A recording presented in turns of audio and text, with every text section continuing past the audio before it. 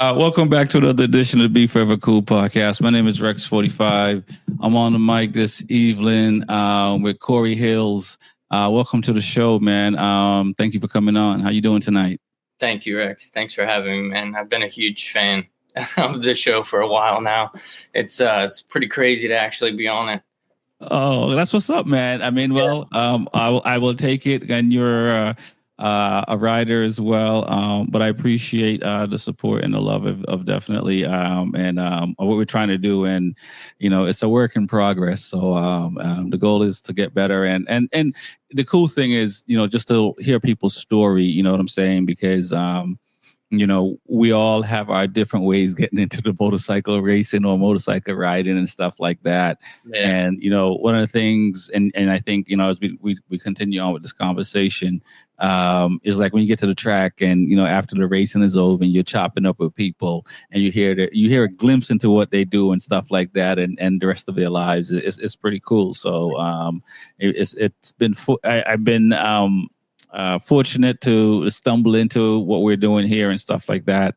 I can't sit here and say I planned it that way, but it's working out that way and it's pretty cool. So I appreciate the love and the support, and let's get into it, man. Let's talk about how you got into motorcycle riding and the motorcycle community and stuff like that. What was your experience like for you? So pretty much growing up, been around my whole family's been gearheads, just, four-wheelers, dirt bikes, go-karts. Both my parents used to ride when they were younger, but growing up, it was more of a, when people were like, oh, it's dangerous, it's too dangerous. Don't you have that inner monologue and stuff. So whenever sorry not to cut you off, but did your parents tell you that? And when you were younger and you knew your parents, I don't know when you found out they rode, but did you think it was cool that they used to ride? Yeah. My father, he kind of fell out of it. He was like, he rode for a little bit and then he was like scared the crap out of him. He was like, okay, I'm good. But he respects riders, and actually they both were really supportive of me wanting to ride. It was, I guess, just on my end, like taking that step. Most of the time growing up and stuff, a lot of friends or buddies would be like, yo, you want to ride my dirt bike or my sport bike and stuff. And I really wanted to, but it was that it's not mine if I drop it. Right. Wow. Okay. Yeah. So really what it was basically kind of, it took like losing somebody close to me to realize that, it just, life's too short, man. So it's like, as cliche as it sounds, sometimes it's like, instead of just watching it like on YouTube videos and stuff, I'm like, you know what? I'm going to go ahead and do this. And I've gotten the bug. It's hooked me. Gotcha. And I've been riding for like 8 years now. Okay. Yeah. You got some good seat time in there. And so what was that like for you? What was like your first, cause you mentioned, your friends saying you want to ride and stuff like that on the four-wheelers and the dirt bikes and stuff like that. So was your first adventure out on the dirt, or did you start out on a street bike, and what was the bike and brand and model? So when I was younger, it was more four-wheelers and like go-karts and stuff. Okay. So my first experience with a bike was, I actually did a bunch of research and stuff, and I went up and, I could have skipped a couple classes here and there, but I went to Freedom Cycle. Yeah. Okay. So shout out to Freedom Cycle. Yeah. Definitely mention B4evaKool and get that discount. They're right down the road here. So, it was a CBR. It was a 300. Okay. So I had a CBR 300 and I rode that for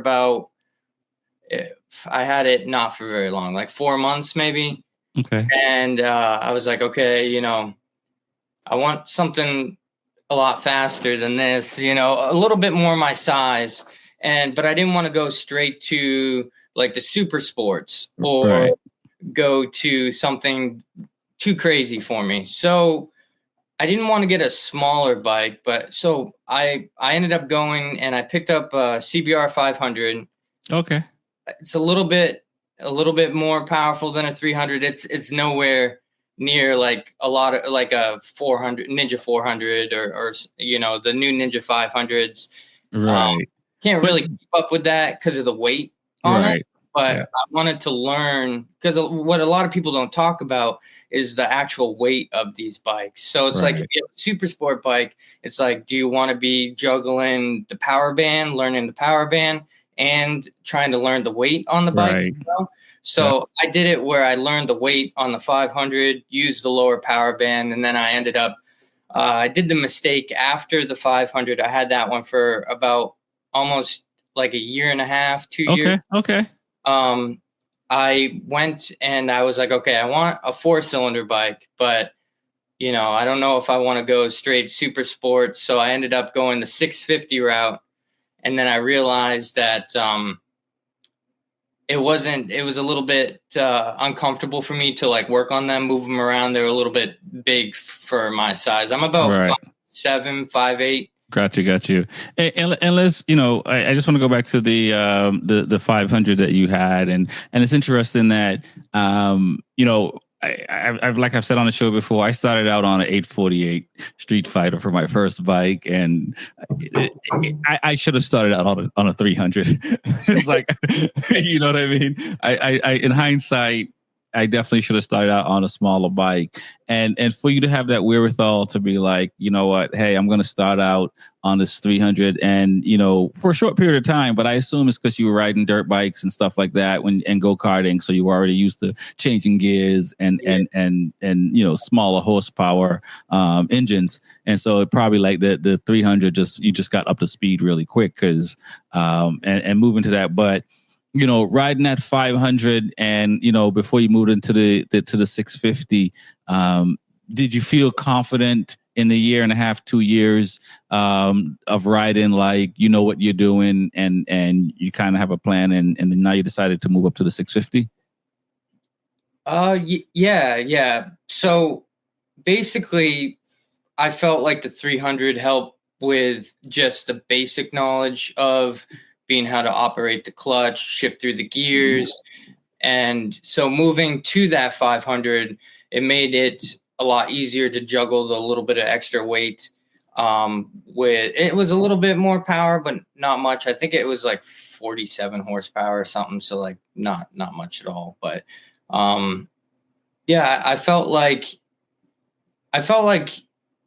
it was good that I started on a smaller bike, because I feel like if I went straight to a 600 or a 500, it probably would have came back and bit me. I probably would have got too carried away. It's easy to get carried away on those type of bikes. Yeah, no, I completely agree. And for me, on the Street Fighter, I was on my tippy toes, you know what I'm saying? I was just gingerly on the bike, because I didn't want to, I was just, just getting used to the power. It probably, took me a lot longer. And I think if I had a smaller bike, I would have been able to twist the throttle without the same repercussions I would have on the 848. And to me, I think by the time I got comfortable on a bike, I think if I got a smaller bike, I probably would have been really comfortable riding in 4 months versus 11. Because by the time I got rid of my Street Fighter, I had about 11,000 miles on it, which is almost close to a year. So I did a lot of riding on the bike in a year, just because I just wanted the seat time. And imagine if I did that on like a smaller bike, you know what I mean? There's things I could have just figured out sooner, but I was always just kind of a little bit afraid of the power. You know what I'm saying? Especially as a new rider. So it's pretty cool that you did that, and I may attribute, and you can tell me if I'm wrong, maybe attribute some of that to your parents, just letting you know that you probably you can jack yourself up, and stuff like that. And I think that's the way to go. I honestly think starting out on smaller bikes, learning how to ride and move your way up to bigger bikes is the way to go. Then. As someone that jumped into a bigger bike and then had to kind of figure it out. And then I went all the way to where I went back to like a RC390 to just fix a lot of the bad habits that I had from just jumping on a bike with more power that didn't match my skill set. And so let's talk about that 650 and like, what was that like for you? And, you know, was it, I assume it was a twin when you say 650, but, you know, it wasn't inline. It was the Honda. So, yeah. So I'm not a Honda fanboy, but I know how to work on the Hondas. So it's like Smitty, you know. And so all the bikes I've owned have been Hondas. Yeah. Okay, that's what's up. Yeah. So the 650 for the Hondas are an inline 4. But that's right. Yep. Yeah, but I ended up I flipped it within like maybe a week and a half of owning it. Really, I didn't have it for very long at all, and then immediately after that, I found like a beat up like a CBR 600 for super cheap, and I was like, okay, this would be a cool project. So I ended up buying that bike, and that's the bike that I still have to this day that I've taken out on track and stuff like that. So. Got you. Now, when you say flipped it, did you literally flip it, or did you flip it to get some money? No, I almost literally flipped it. So then I was like, okay, you know, I'm gonna drop this thing trying to do basic like maintenance on it. So right. Selling it to a group of people that were actually up for I think it was like the fall season, touring around up here with. Got you. So okay, so now and so you moved into the this is CBR. And don't get me wrong, I've had a Honda. I've only had one Honda. Well, one Honda motorcycle. I had a Honda VFR, at the V4 and 2006. And you know, I still miss that bike. You know what I mean? I think the Hondas. I know we give Smitty a lot of crap on the show and stuff like that. But Honda is a reliable bike. You know, low maintenance. You know, and if you're someone who just want to ride and not worry about stuff, Honda is a nice bike, and I'm still considering getting a VFR again because it was a really nice bike. It's just, you know, you can't have all the bikes you want at once. Exactly. I wish, but yeah, the CBR. It's I don't know. The 600, it just fit me like with my height and everything.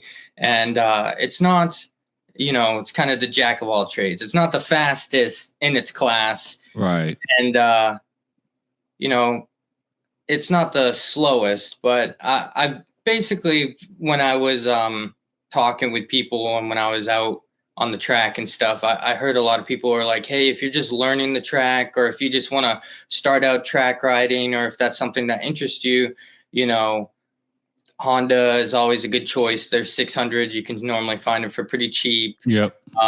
You know, they'll last until the sun explodes most of the time. Right.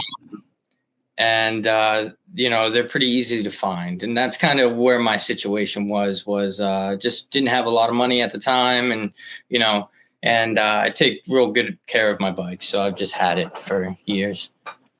Nice. And so did you start out obviously riding street? So when did you decide to go to the track? And also, when did you get interested in track riding? Because for me, it was a lot later in life. And I was fortunate that one of my friends was going to the track and mentioned it. And probably I don't have a lot of friends since he was the only one that was going to the track that I knew.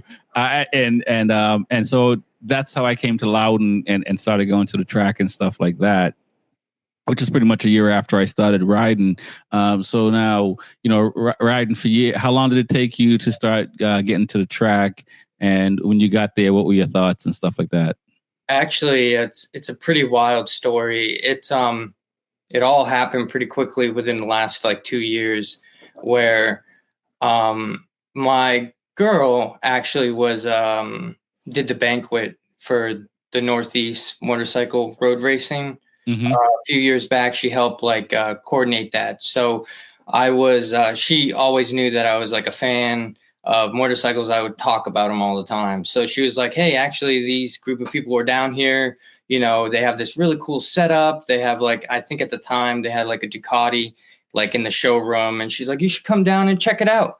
So I ended up coming down, and she introduced me to Noel and John, who are parts of people that help run the organization. And so kind of got my name out there, and they told us about the Loudon Classic and how, you know, they had a really nice purse this year. So they were hoping that like some of the Moto America guys would come out. And I was like, wow, that'd be awesome. We should go check this out. And me, actually, my two loves are like motorcycles and photography. So I've been doing like freelance photography here and there, and I was like, man, this would be an awesome opportunity to get some shots of these Moto America riders and just kind of, you know, dust off the cameras and stuff, because it had been a little while since I had started again, because I was doing it full time when I was living down south, and then when I moved back up to the north, I just felt like it was kind of difficult to kind of get into the scene again and stuff. And so I went into it just being strictly a fan of motorcycle riding, and I was like, wow, this would be cool. Like, I grew up in this area, and I've never been to one of these events. So I actually show up, and I start taking photos and watching people and watching like families. It was like families of people, and how happy everybody was, and how easy it was to talk to everybody and stuff. And like how it just, the whole vibe was like super friendly and stuff. So it ended up being an awesome experience. I got some photos of some of the Moto America guys that were down there. There was Hayden Gilman. There was Bobby Fong was down there. A couple of other Team Hammer guys. And it was cool to see some of our local guys too, riding on the track with these guys and being able to take pictures of that. And so in my mindset, I was just kind of strictly doing it as a hobby. And I was just posting a few photos here and there on social media. And I actually got approached by one of the photographers who works for Niemer, Sam Drace. And he had come up to me and was like, hey man, like, you know, you got some pretty good photo, super nice dude, you know, you got some good photos, and was like reassuring me that like, you know, you should try to sell these, or try to like get involved in this. And I was like, hey, okay. And so we got to talking and stuff, and he, super cool guy, like helped me kind of learn a little bit about that market really, and how it operates between different organizations and stuff like that. Not trying to step on any toes or anything like that, you know, just strictly going into it as a hobby. And so I started to do that, and I was like, okay, yeah, you know, I love motorcycles. I just love being around this environment and like taking pictures of them, like catching like cool moments of them, like dragging knee and stuff like that. It's just cool. So I started to basically go out to these different teams and families that were at these events. Like we have the Heinz Racing team and the Karen Racing team, and basically kind of just made myself known and walking around and introducing myself. And I stayed consistent and pretty much went through every single event throughout the entire season, and made my presence, and was it was pretty awesome. And just to see the reaction of some, and like the feedback from some of the riders, that, because, you know, like if you're any type of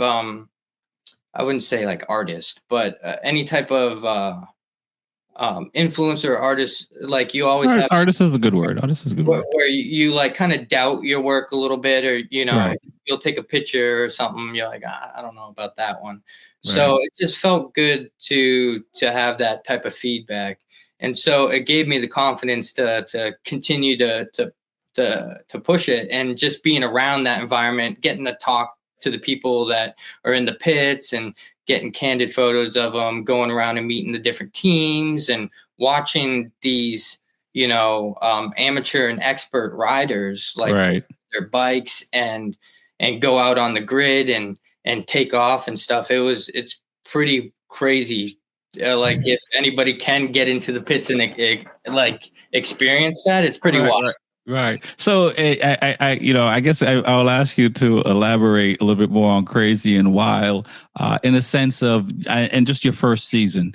When you think about it, your first time going and to the end, because I still remember like my first time was only a couple of weekends, and like when I saw these riders. They were like gladiators to me. You know what I'm saying? It was like in awe, right? And stuff like that. And what I realized over time, it's just, when you're in the moment, you just move differently. And the thing I learned from motorcycle racing is that you have to be in the moment. And that's what you see at the track to me. And it took me a while to realize that. So I say all that to say, like your first year, when you look back on it, what were some of your thoughts and feelings and stuff like that? Oh yeah, I mean, I agree with you 100%. Like you can totally see that where it's different once you go into the pits right before an event or in a race or something. Everyone is like focused and everyone is just dialed in, getting everything tuned on their bike down to like, the suspension, brakes, everything, just going over everything. And it's wild because, they'll go out there and when they're on the track, they're extremely competitive with each other. And it's in a sense like very cutthroat, like very competitive. Yes. And mine. Yeah, exactly. Wanting to be at the front of the pack and stuff, and to watch that on camera, and then to see the same group of people come off track, and then go from that to being the nicest group of people. Like if you didn't have a back protector and you're like, yo, you got a back protector, it's like they'd hand you one. It's just pretty wild. But it's like the Hulk, right? Coming off the high or whatever he's coming off to go back to David Banner, right? Yeah. It's like just give them a little bit before yeah, put the camera in their face or something. And until you mentioned that, I never thought about like, I've always talked about the preparation, talk about like the preparation, but like never really talked about like after the race when you pull back into the pits and what happened. Because depending on, for me, my expectation versus what happened, and maybe sometimes if there's other people that, I mean, racing is racing, so I can't say get in the way, but you may not be happy about what other people have done. There is a moment of like, just let them breathe, right? Yeah. You definitely could see it. Like the tensions are high. So normally it's like I'll slap on a long lens and then I'll hide from a distance and I'll see if I can get them. But no, it's pretty awesome to see that. And I had an opportunity where just being around that environment. So the Penguin Racing School that is kind of tied to NEMR, the Northeast Motorcycle Racing School. One of the oldest in the U.S. The oldest in the U.S., not one of. It's the oldest. And and their photographer Scott Hussey and Eric Wood and all those guys over there are awesome guys, and so basically the community as a whole, where what they do is they get together for every Friday before the races, where they'll pool together to give somebody a track day experience, where they'll raffle off an event like that. Right. And it's pretty cool. And so throughout the year, I'm just shooting the photos and staying consistent and just like experiencing this.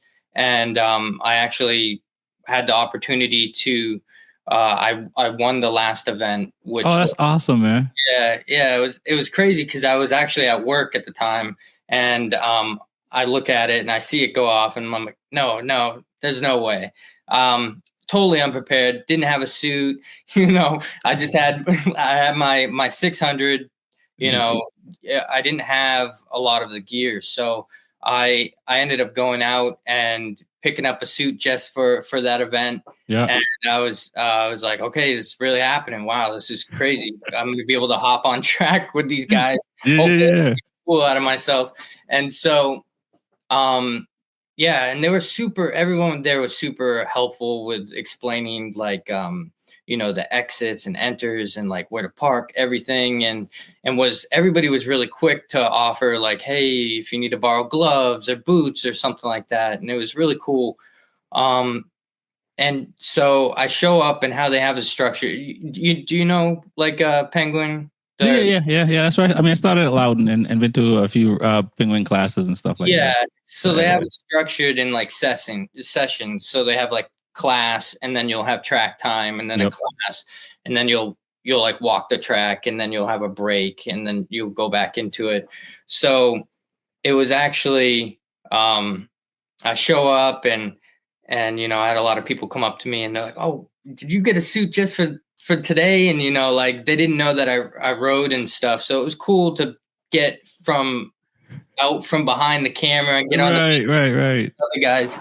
And so it was actually the first session out, and it was like obviously nobody's everyone's kind of going at their own pace. They have it structured where you're like following the lines of behind a row of people behind the instructor, and then you rotate out. And then after you rotate out, they kind of let you do a free lap until the flags go out. And so as soon as like the free lap started, and I was like, okay, wow, this is awesome. This is really happening. And I was following one of the instructors, and so at Loudon, they have turn 6, which it's like the bowl that kind of yeah. And so I was on my 2008 CBR 600, and I think I had road 5s on it.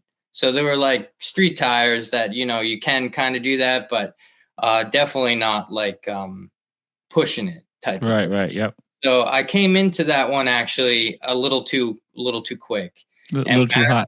Yeah, a little too hot. So as I was coming in, I gave it, and it was my own fault. And so I gave it a little bit too much lean angle. And as I was leaning, I upset my bike. It kind of got mad at me a little bit. And then I just slowly saw I lost the rear, and it slid out from under me. Right. Yep. And how everyone talks about how it happened so quick. It was like slow motion, man. I'm just like watching my bike slide away from me. It is like slow motion. So I'm like, okay. And it slides up the hill, and, luckily there was nobody around me at the time.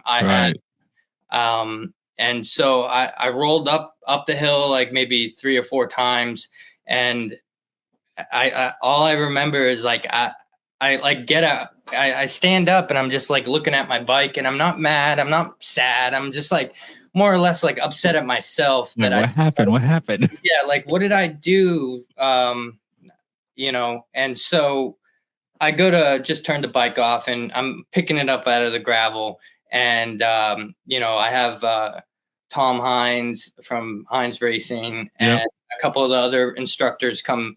They zoom up, and he just seeing if I was okay, like if anything, if it didn't deter me from wanting to, like, as it was like my first track experience. And I was like, okay, I'm gonna take this, and I'm gonna apply it to the class, and I'm gonna figure out what I did wrong and try to apply that throughout the rest of the day.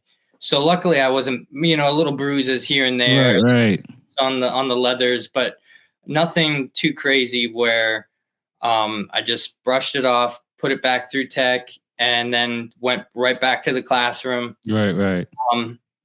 And I ended up riding out the rest of the day, and it was the best day ever, man. Nice. So it's interesting as you were talking. I'm sitting here thinking, like, not to say I know a lot of people But it's interesting from your perspective, where you're used to taking photography photos and videos and stuff like that, and watching, and then jumping on a track, and where some people may be riders and they might want to get into taking photos and stuff like that, and doing it the other way around. And I'm just thinking, like, you might have, when you were by the end of the first year, you might have looked at it like, I know a little bit about racing, I know a little bit about what's going on and stuff like that, right? Because you've been shooting and you got access to stuff where maybe some other people don't have access to, because you're a photographer. But then jumping on a bike, did you ever think like, oh, I still have a lot to learn? But then after hearing you saying you crashed and stuff like that, I got to assume that the answer is like, yeah, I still have a lot to learn. So they make it look easy. When behind the camera, you guys make it look easy, but it's a huge learning curve, and there's a lot to go into it.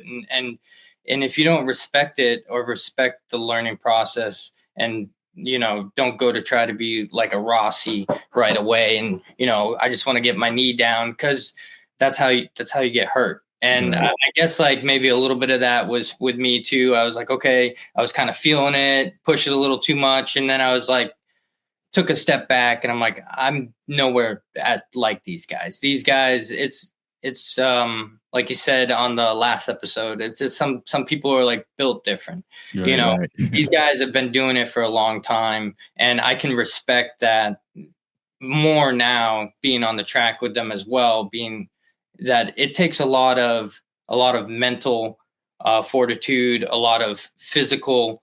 Well, I didn't know it was as physical to the body. Right. Yeah.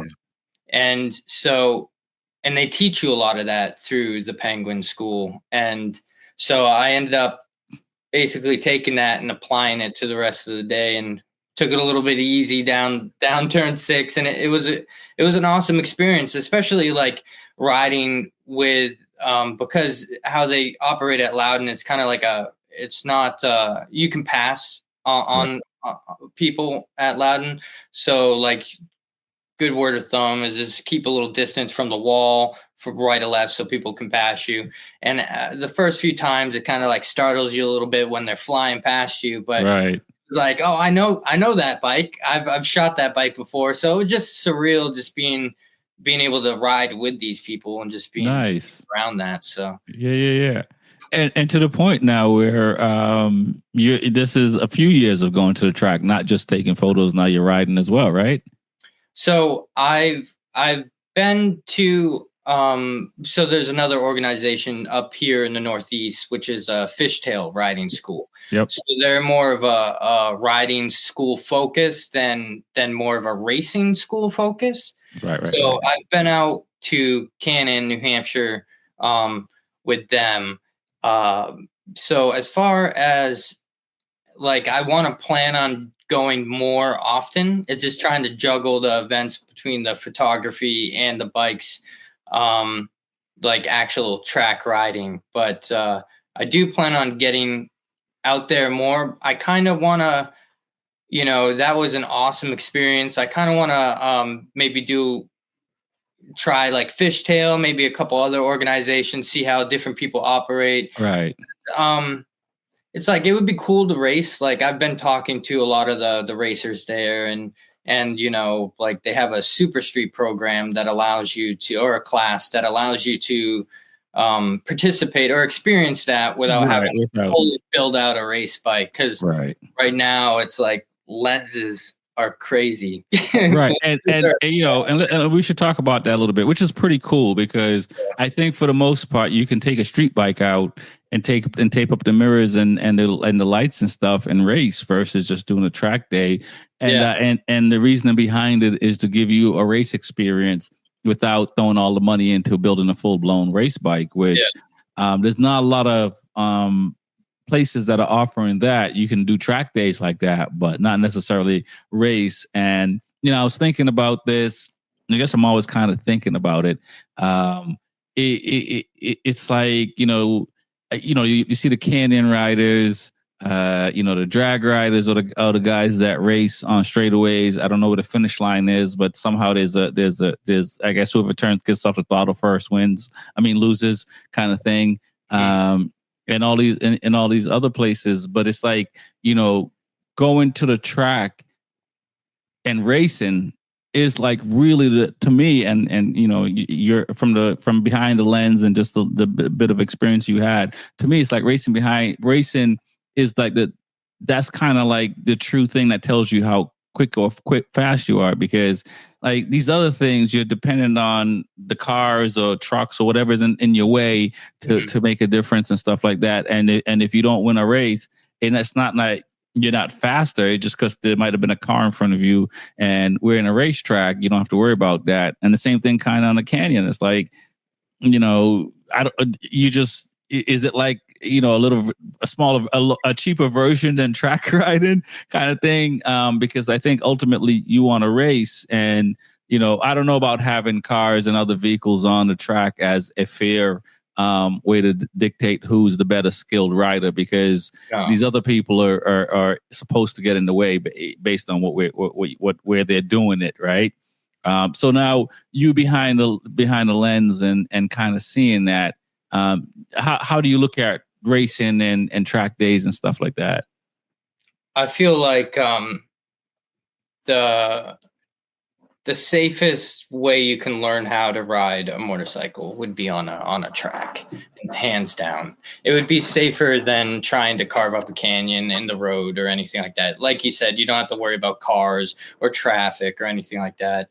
And you're around other people that are just as hungry as you. They want to learn, and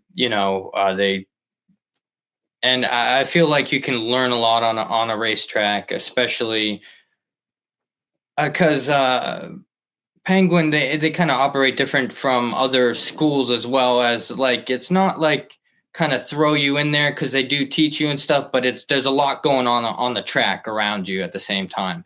Right. And I feel like it is a good learning experience, because it allows you to kind of be focused and focused on the right things, and learning it the right way. As Loudon's kind of a smaller track, and it's a lot of left-hand turns, so it's not like, so you're not really learning like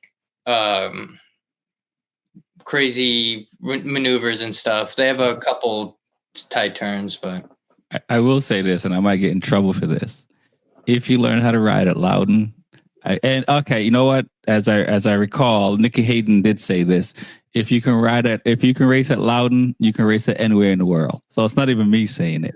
I've heard it, yeah.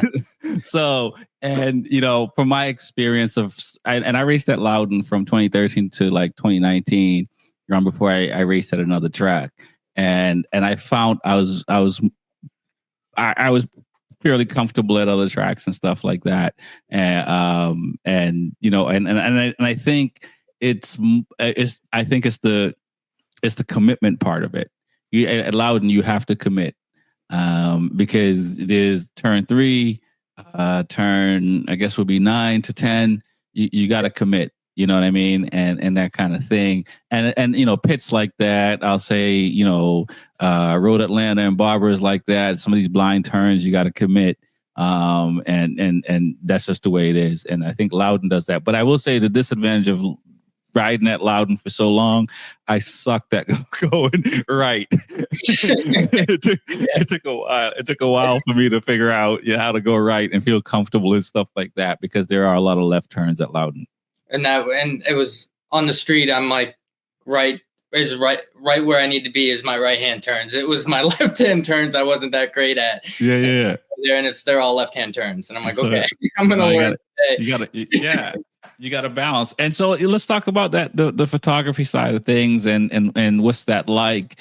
And as riders, I will say I appreciate you guys and women that come out and take photos and make us look awesome and stuff like that. and with that's kind of one of the things I've always enjoyed, like seeing what shots the photographer had, and I'm a fan. I'm an avid fan of photography, and I do it a little bit and stuff like that. So so I appreciate it from that standpoint. But it's like, no, but it's like, so from your perspective and shooting bikes and shooting stuff, is there tips and advice, and how do you see it behind the lens? So with me, with my situation, it was very much like it's kind of being at the right place at the right time and meeting people. You got to put in the work and market and stuff. But I would say you start just as a fan. You just go there and just start taking photos, and just go out and meet the riders, meet the people that are involved into the community. Talk with the other photographers that are there, and because they've been doing it a lot longer, so obviously they're probably going to know a lot more. So just not and just go to them, and they normally have answers for most of the questions that you got. And yeah, just showing up and just being consistent, and just kind of putting yourself out there. And I ended up having an opportunity where, because as I was freelancing, these organizations, they have like photographers that are already like on board with them.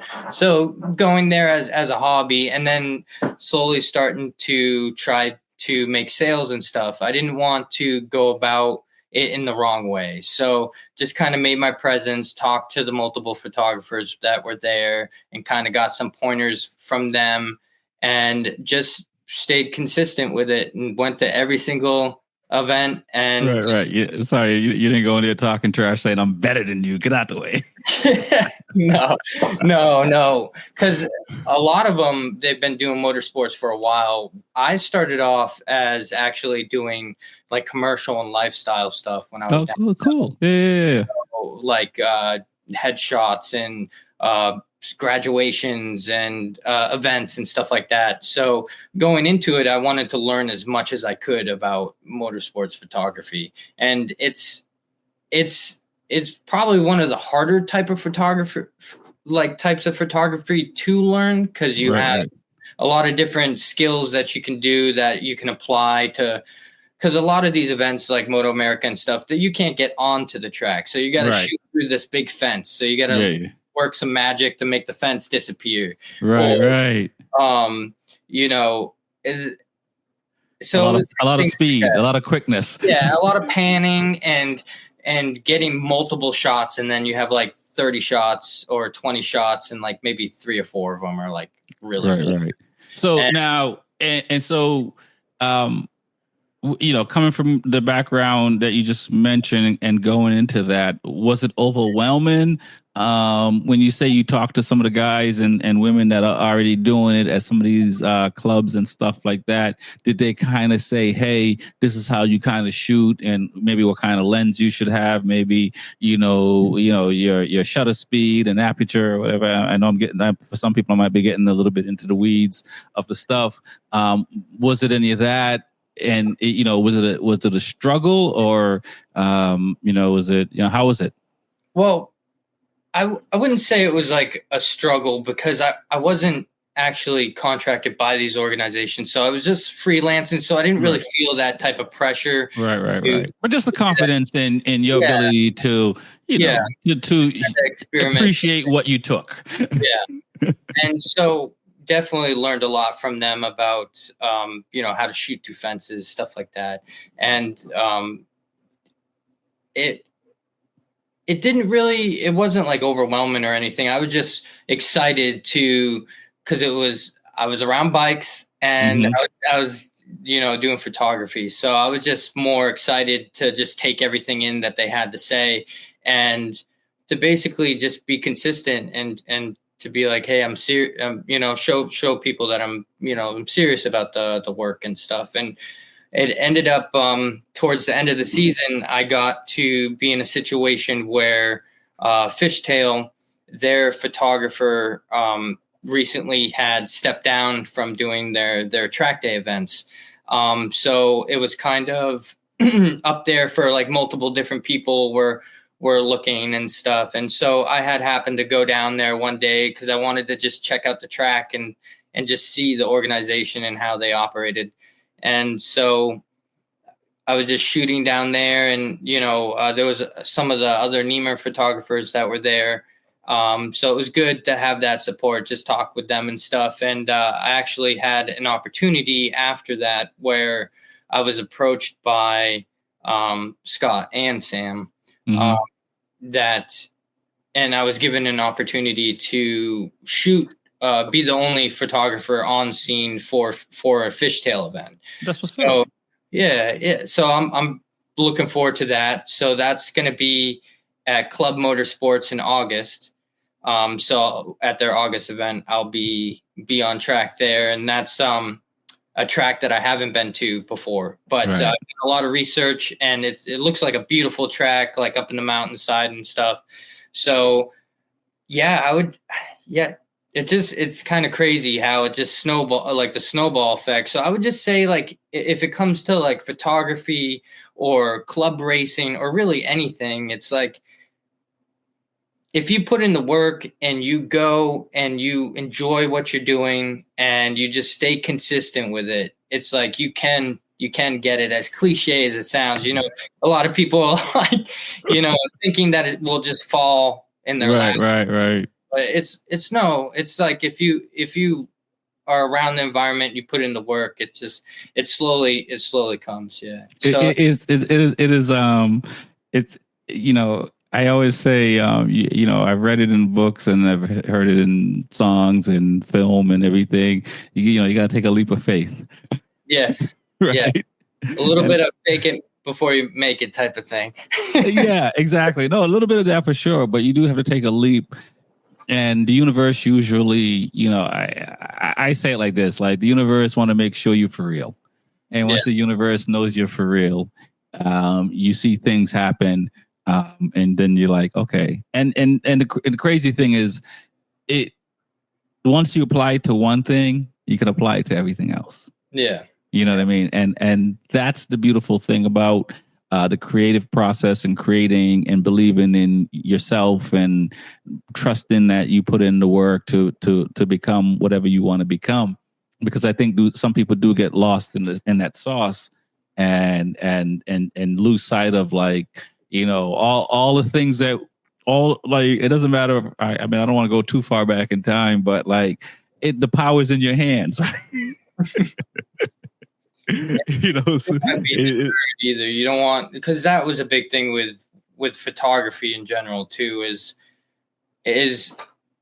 that group of people at Loudon. It's like you don't really get that at different tracks. Like, it's very competitive. So it's like if you're in a different state and you like motorcycles, you take your camera out there and you want to get good photos and stuff. Don't be deterred by like what people say, or like if a photographer is being nasty or something like that. You can't have time for that. You need to just focus on yourself and focus on just trying to get better and learning, and there's always room to learn. You don't want to ever be like, oh, I've learned everything. I know everything. I'm an expert. Like, no, there's even the people that have been doing it for 20 years, even club riders, there's always. Yeah. Empires have collapsed because they thought they knew what was going on. Yeah. so you have to learn from history, and I don't know how people lose sight of that. But some people do lose sight of that, and like you look at MotoGP and stuff like that, and Honda and Yamaha and some of the brands, and some of the bigger brands, and you look at the record industry. As I see, you got CDs back there and stuff like that. They lost sight of that, and the brick and mortars lost sight of that and stuff like that. You know what I mean? So I try to remind myself to always learn, to always be open to new ideas. Yeah. I keep telling myself that, but maybe one day I might have enough. So I don't know. Because, I don't know how some of these people don't recognize that. So, now that you've stumbled into motorcycle riding and possibly maybe some racing and photography in a different way, what's things like for you today or last year or 6 months and stuff like that, as far as like, where do you see yourself, where you're trying to get to? Do you see yourself, doing more events and capturing people's experiences and stuff like that? What's going on there? So I feel like my passion is two wheels, is motorcycles. It's in a sense, it's like it's kind of like saved me, and then a lot of other people too that ride. To people that don't ride, it's hard to understand, but I feel like it's a special place in like my heart where I kind of want to just see where it goes, just kind of go with it. Just do as many events as I can, just try to be active, maybe go down to Daytona, just to shoot some things down there, just stay consistent with it. And just hopefully, if it works out, because racing in general is expensive, but I would love to do like the super street and ride with these guys and stuff. Do I think I'm probably going to be like a full-time racer right now? It doesn't, I would love that, but it was definitely a reality check when you're on the track, and it didn't deter me from wanting to. It made me want to go on the track more. Right. You're just now trying to figure out how to finance it. Yeah, yeah, and it checks you real quick that it's like you have a lot to learn before you can even like probably come close to some of these people that have been doing it for years and years. So, it's made me a more defensive rider on the road as well. And I just want to continue to just be in an environment, show support for other riders, and just keep going to the events and taking photos and hopefully get back on track and just ride some laps with the guys and stuff. Nice, man. That's what's up, man. Hey, let's tell people how they can connect with you, and I'll ask this. So, because you're now more into going to the track stuff, and you're more into building it into a career. If and correct me if I'm wrong in that aspects of it. Have you created the online websites and stuff like that where your photos are and people can connect and all that and all that fun stuff? Yeah. So you can reach on all platforms. So like Facebook, Corey Hills Photography, Instagram, same thing, Corey Hills Photography. All of my pages have, I use SmugMug most of the time to get my photos out there at the events. It's easier to make it more personalized per rider and stuff like that. Right. I do use Pixie and stuff like that, but it's more or less for private clients, like headshot type of work, stuff like that. But yeah, SmugMug, Corey Hills Photography, or across all platforms. And yeah. Or just if you're up in the Northeast area and you're out at Loudon or out at any of the Fishtail events, or you'll probably be walking around with a camera, come up, say what's up, like everyone, Nice. And I assume if somebody wants you to show up at a meetup and capture their content for them, you'll assist in that as well. Yeah. Right now, I'm trying to get into the just being consistent and showing the organizations like my work. And really what I want to try to do is to be tied to an organization so I can do more track days and not so much like, Facebook group rides or something like that. Gotcha. So it's more or less like track days and track experiences. Nice. That's what's up, man. Well, I want to thank you for coming on and telling your story, man. It's pretty cool. I wish I was a better photographer than I am. And I wish I was like you guys, because it's pretty cool to be able to capture the moments, and the times that I do and have I'm to the moon, so I can only imagine what you guys go through. Well, thank you, Rex. I appreciate it, man. It's been a blast, and looking forward to future episodes. You know, I'm a fan, so I'll be following. So That's what's up, man. Peace.